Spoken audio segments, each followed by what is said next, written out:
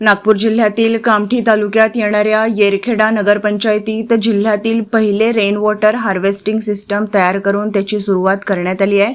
ही योजना येरखेडा नगरपंचायत व Lions club यांच्या संयुक्त सहकार्याने साकार झाली आहे। यावर्षी कमी पावसाची शक्यता लक्षात घेता जलसंधारणावर विशेष भर देण्यात येत आहे। त्याच अनुषंगाने नगरपंचायतीच्या पाणीपुरवठा विभागाने हा अभिनव उपक्रम राबवला आहे। या सिस्टीमच्या माध्यमातून पाणी पुरवठा करताना होणारा पाण्याचा अपव्यय व गळती पुन्हा जमिनीत मुरवून भूजल पातळी वाढवण्याचा प्रयत्न केला जाणार आहे। या रेन वॉटर हार्वेस्टिंग सिस्टमचे उद्घाटन नगराध्यक्ष राजकिरण बर्वे, मुख्याधिकारी विनायक घुगे तसेच पाणीपुरवठा विभागाचे सभापती आशिष वंजारी यांच्या हस्ते करण्यात आले। यावेळी सभापती आशिष वंजारी यांनी सांगितले की अशा प्रकारच्या उपक्रमांमुळे भविष्यात भूजल पातळी वाढण्यास मदत होईल व पाण्याच्या समस्येवर मोठ्या प्रमाणात मात करता येईल।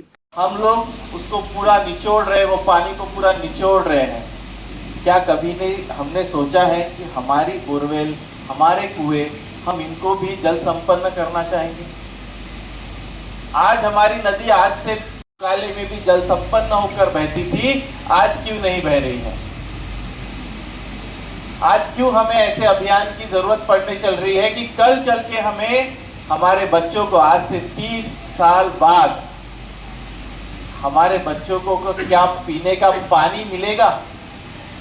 आज से 30 साल पहले हम 1 लीटर की 20 रुपए की बोतल नहीं खरीदते थे और एयरपोर्ट पे जाओगे तो वही 1 लीटर की बोतल 60 और 100 रुपए में 1 लीटर का पानी मिलता है। ये एक जीवन है, इसके बगैर हम नहीं जी सकते। कार्यक्रमादरम्यान डॉक्टर अरुण चतुर्वेदी, रवी धात्रे यांनी उपस्थितांना रेन वॉटर हार्वेस्टिंग सिस्टीम बाबत सविस्तर माहिती दिली। या उपक्रमासाठी लायन्स क्लबचे अध्यक्ष परवीन होंडा, कोषाध्यक्ष प्रेम वाही, डॉक्टर अनिल मंगतानी, शरद विजयवर्गी, अजय अग्रवाल, ईश्वर चौधरी, सुनील शर्मा, सुखविंदर सिंग पवार, वीरेंद्र कलत्री आदी सदस्यांनी श्रमदान करून मोलाचे योगदान दिले।